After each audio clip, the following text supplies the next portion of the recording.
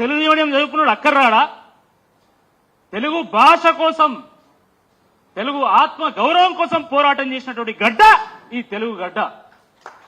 తెలంగాణ యాస కోసం, తెలంగాణ భాష కోసం ఢిల్లీ మెడలు వంచినటువంటి ప్రాంతం ఈ తెలంగాణ ప్రాంతం. ఇటువంటి ప్రాంతంలో ఒకలాగా ఇవాల్యుయేషన్ చేస్తారు. కొత్త యూపీఎస్సీ చైర్మన్ రాగానే మీరు ఇట్లా చేస్తే అసలు కనీసం క్వాలిఫై మార్కులు వస్తలే కాబట్టి మీరు కొంచెం లిబరల్ గా దిద్దండి అంటే మిగతా బ్యాచ్ అందరికి ఒకలాగా వస్తాయి. టీజీపీఎస్సీలో ఇంత అధ్వానంగా వేమన ఒక పద్యం రాసిండు.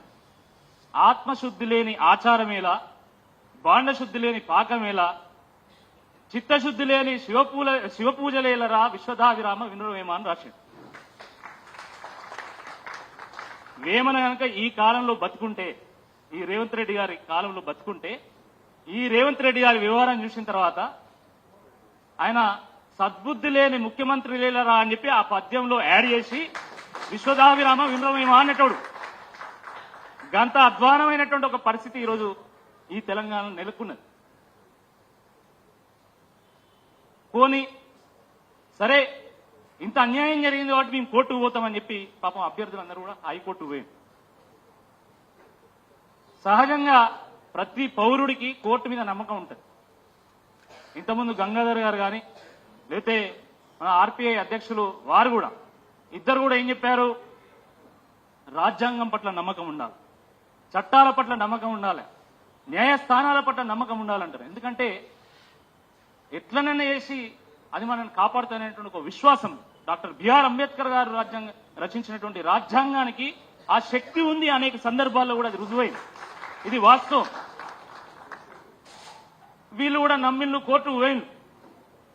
కోర్టుకు పోతే అక్కడున్నటువంటి సింగిల్ బెంచ్ జడ్జ్ పాపం ఆయన మొత్తము రచనారెడ్డి గారు కావచ్చు, విద్యాసాగర్ రావు గారు కావచ్చు, ప్రముఖ లాయర్లు వినిపించినటువంటి వాదనను విని అనేక ఆధారాలు సేకరించి నెలల పాటు అధ్యయనం చేసి పరిశీలించి తన మేధస్సును వినియోగించి ఒక విచక్షణతోని 220 పేజీల తీర్పునిచ్చాడు.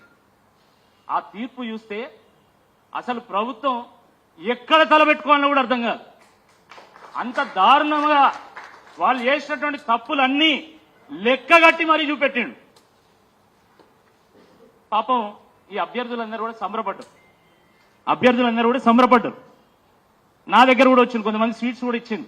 నేను ఆ రోజే చెప్పిన, ఇది ఫైనల్ కాదు, ఇది బిగినింగ్ మాత్రమే, మనం జాగ్రత్తగా ఉండాలి. ఎందుకంటే ప్రభుత్వంలో చిత్తశుద్ధి లేదు. ప్రభుత్వంలో చిత్తశుద్ధి ఉంటే ఏం చేస్తుంది?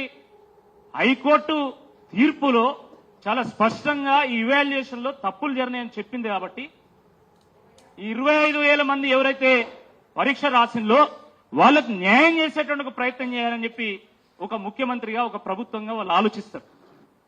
కానీ ఈరోజు వాళ్ళు అలా ఆలోచించేటువంటి ఒక ఆస్కారం లేదు. కాబట్టి తప్పకుండా వాళ్ళు డివిజన్ బెంచ్కు వెళ్తారని చెప్పి మేము చెప్పడం జరిగింది. ఈరోజు కోర్టుల్లో కూడా ఏం జరుగుతుందో ఒకసారి నిజంగా మనం గమనించాలి. కోర్టులను ఎదిరించేంత గొప్పవాళ్ళు మనం కాదు, అంత మేధస్సు మనకు లేదు. కానీ కోర్టులో కూడా ఏం జరుగుతుందో ఒక్కసారి మనం గమనించాలి. ఇదే రేవంత్ రెడ్డి గారు ముఖ్యమంత్రి స్థాయిలో తాను సభలో మాట్లాడుతూ గ్రూప్ 1 మీద పడ్డటువంటి కేసులన్నింటినీ నేను తుంగలో దొక్కిస్తా అన్నాడు. అన్నాడా లేదా? అన్నాడు. 24వ తారీఖు మన గ్రూప్ 1 మీద డివిజన్ బెంచ్ లో తీర్పు రావాలి. హియరింగ్ ఉంది సార్, తీర్పు కాదు, హియరింగ్ ఉంది. ఎగ్జాక్ట్లీ 20వ తారీఖు ఈ ముఖ్యమంత్రి గారు జ్యుడిషియరీని కలిసింది. అసలు ఈ టైమింగ్ మీద చాలా మందికి అనుమానాలున్నాయి. కానీ ఇంతకంటే ఏం చెప్పాను. ఎందుకంటే న్యాయస్థానంతో కొట్లాడే శక్తి మనకు లేదు.